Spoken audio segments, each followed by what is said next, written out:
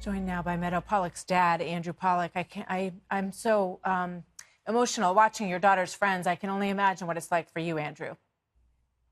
I can't tell you how angry and upset I am today. I'm having a rough day with this graduation that's going to go on tomorrow, and I wasn't prepared to hear all that stuff about my daughter, but it just, I'm angry with all this incompetence that my daughter's not going to be getting her diploma tomorrow, and it's my son that's going to have to get it on that stage. So it's tough.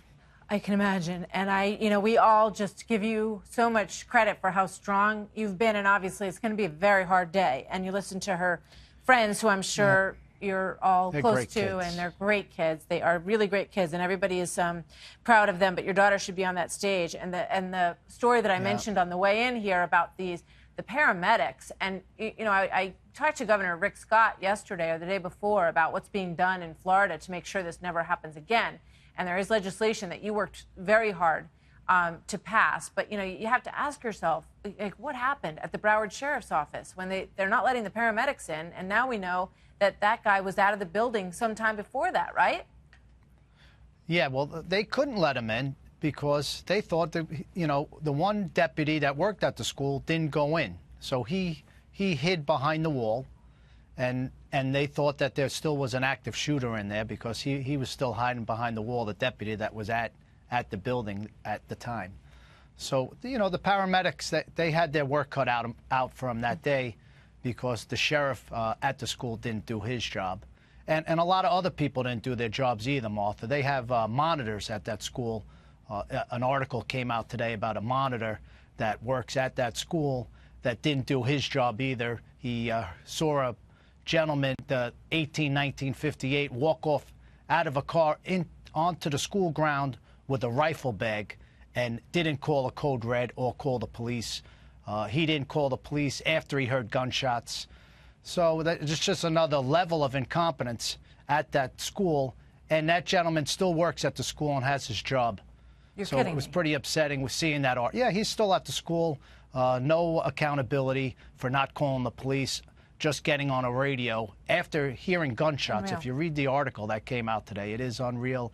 And it's upsetting. And that's every day there's another article coming out. There's a video game, then there's a video on a phone. So all the families, every day they're reliving something new. And this weekend it happens to be graduation. I'm so sorry. There was a moment at the White House. I know you went to that first gathering right after the shooting, and you were so strong standing there with your sons and talking to President Trump. Here's what happened at the White House press briefing this week. One thing that affects mine and other students' mental health is the worry about the fact that we or our friends could get shot at school. Specifically, can you tell me what the administration has done and will do to prevent these senseless tragedies? I think that as a kid and certainly as a parent, there is nothing that could be more terrifying for a kid to go to school and not feel safe. So I'm sorry that you feel that way. This administration takes it seriously. And the School Safety Commission that the president convened is meeting this week. You can hear her get emotional when she responds to that little child. And I'm just curious what you think about how the White House is doing on what, you were promised so far.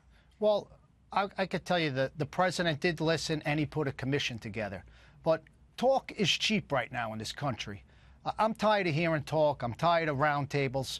We need metal detectors and armed guards at the school. It doesn't take a rocket scientist to figure out that any kid could walk into a school any day of the week with a weapon, a knife, a hatchet, a gun. So how are our kids safe without metal detectors and single entry points? Understood. So that's what we need, Martha, and I laid it out on my plan, americansforclass.org.